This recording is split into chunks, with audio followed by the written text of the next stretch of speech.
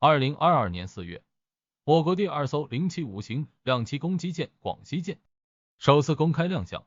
同年的11月，第3艘075型两栖攻击舰安徽舰也传来了服役的消息。至此，第一批次的075建造工作已经全部完成，第二批次多半也在按计划进行中。殊不知，就在大家关注着我国忙碌075下饺子之时，076或许也将悄悄来临。它将是全球从未出现过的新舰型，不论是设计理念还是技术，都是世界一流水平。关注我们，助力中国发展，不需要垂直起降战机。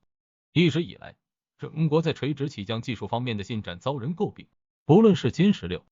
或者是最先进的歼20都不具备垂直起降技术。考虑到其性能的适配性，在未来或许也不会将相关技术引入此类战机。但作为新时代的前沿技术，能够让飞机降低对跑道的要求，在更复杂的地形实现飞机的起飞和降落，战略价值极高。既然我们暂时无法突破核心技术，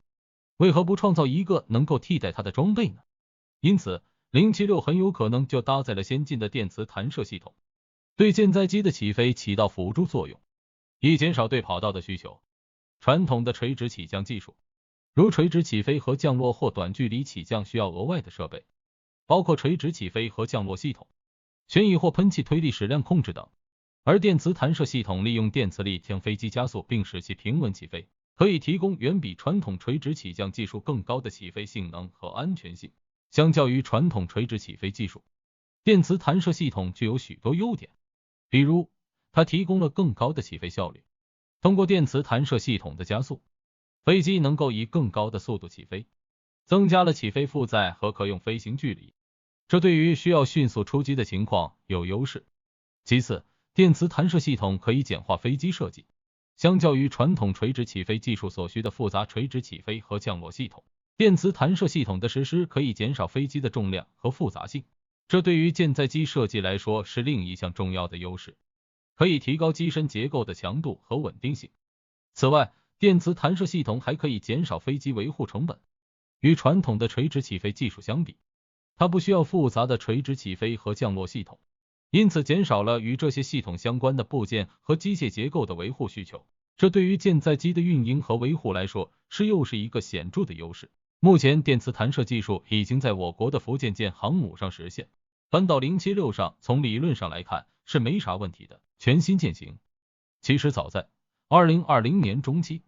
全军武器装备采购信息网上出现了关于07XA舰的相关信息。考虑到我国075战舰已经定型，并且进入到生产阶段，那么07XA舰很有可能就是我们津津乐道的076了。在招标指标中，明确提到了21兆瓦燃气轮机和6兆瓦柴油机，而在075型号中使用的是4×16 PC26B 柴油机，总功率达到了48兆瓦。076作为我国新一代两栖战舰，其性能自然在075之上。按照招标数据来看，可能至少会使用21兆瓦燃气轮机和6兆瓦柴油机各2台，有了更大马力的加持，76的性能也会得到整体提升，其航行速度可能会超过50千米每小时。考虑到前一个型号的战舰已经高达4万吨的排水量，我们大胆猜测76可能够突破6万吨满载排水。另外，在舰载机方面，考虑到它是我国最先进的两栖战舰，除了搭载直升机外，还可能会搭载歼35、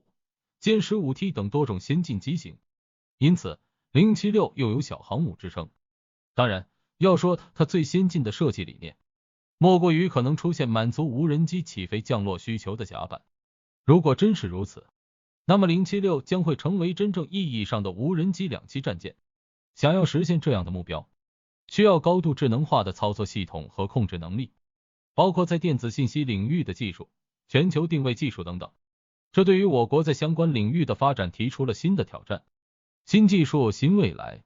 虽说舰载无人机的概念早在上世纪60年代的越南战争中就已经使用，但是由于其技术的复杂性，直至今天其发展水平仍旧不算太高。在战略价值上，舰载无人机扮演着相当重要的角色，主要包括侦察、目标搜索与跟踪、打击、通信和情报收集等。它们可以扩大军舰的视野，提供更广阔的监视和侦察能力，通过无人机的高空视角和远程探测能力，现在无人机能够迅速搜索和跟踪广大海域中的潜在目标，为军舰的作战决策提供重要的情报支持。现在无人机也可以携带各种武器和打击系统，成为移动打击的重要平台。它们可以装备导弹、火箭弹或其他精确制导武器，用于攻击地面或海上目标。数据化、信息化的操控模式，可以使得军舰能够在保持安全距离的同时，对敌方目标实施精确打击，提高作战效能和生存能力。此外，现在无人机还可以用于通信和联络任务，它们可以搭载各种通信设备，作为与地面部队、其他舰艇和指挥中心之间的信息中继平台。现在无人机的高空飞行和稳定通信能力，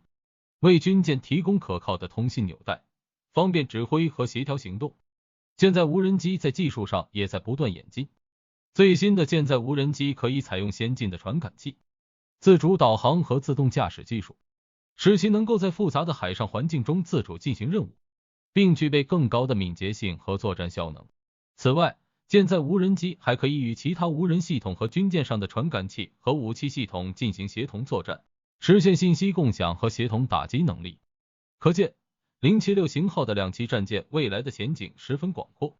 我们期待它落地的那天的到来。